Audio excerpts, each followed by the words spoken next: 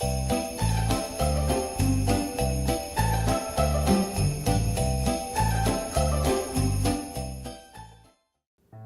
good afternoon, everyone. I'm Chef Paul Higgins, and we're here today to talk about some of the great things you could prepare by using items from the local pantry. And today we've selected to make a black bean and rice dish using items that, as mentioned, from the pantry. And we'll start out very simply with using onion and celery as our base, and we're going to saute that in an electric skillet. I've chosen to use an electric skillet today so that it can be a one-pot meal. We've got our skillet preheated. We're going to add a teaspoon of oil.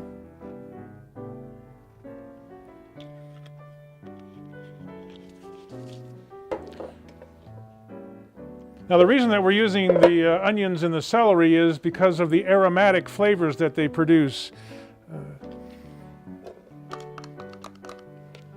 In fact, if you look at any recipe that you probably make, it's somewhere in it, it probably has carrots, celery, or onion in it. Most all these recipes have onion in them to build the aromatic. So we'll get that up to speed here with temperature, and as that starts to brown and take a couple of minutes, then we'll add our rice, stir that in with that mixture, add our broth, and then we'll cook the rice. This normally is how you would cook the rice on top of the stove. Once that's done, we'll add our other ingredients. Other ingredients being today the black bean soup that we're going to use.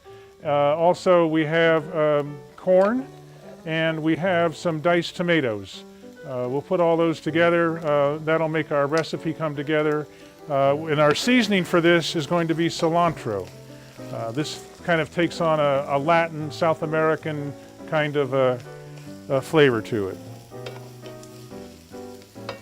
So our celery and onions are coming up nicely, so we're going to add our rice. We've got a cup of rice. We're going to stir that into the mixture.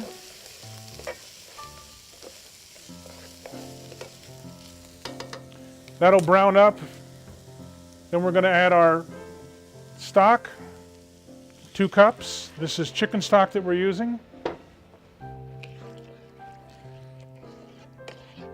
Stir that all together. Put on the lid, and 20 minutes later our rice will be ready, and we'll be good to move into our next piece of putting this recipe together. Rice is cooking. We set our skillet at a medium temperature to bring it up. We don't want it to overcook. We don't want it to boil. You want to simmer it. So as our rice simmers up and it's be about ready, we'll add our other ingredients. I'm using a black bean soup.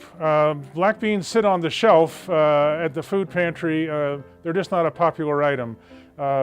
I was able to get the black bean soup. If you're just going to use black beans, you can actually make the soup if you like on the side, but the black bean soup certainly makes it a whole lot easier.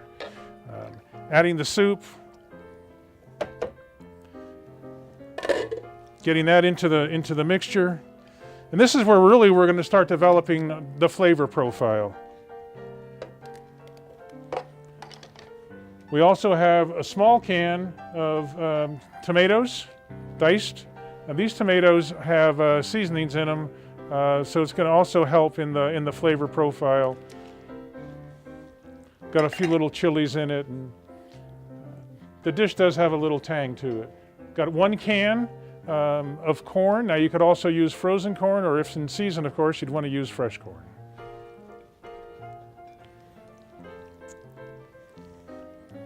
All this is coming together nicely. We're going to season it up here with our cilantro.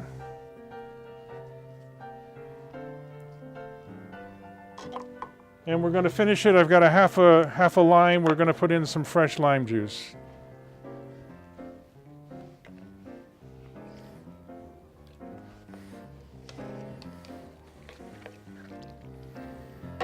And there we are.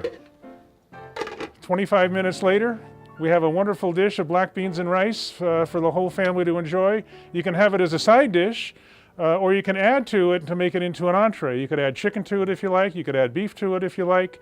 You could serve it on the plate if you like, or in our case, what we're going to do is do it family style. So I've got my dish here, and we'll just... Now, what's nice about this dish is, of course, this time of the year, that it's not only full of protein, but it's good for you. And it's warm, sticks to your bones, And this time of the year, that's what we need the most. We can garnish that a little bit with a lime if we like.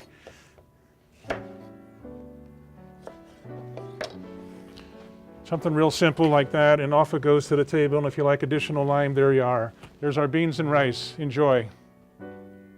Well, thanks everyone for joining us today, and a special thanks to Herald's Appliance and Electronics for allowing us to come in and use their kitchen. Hopefully didn't make too big of a mess, but it's certainly been fun.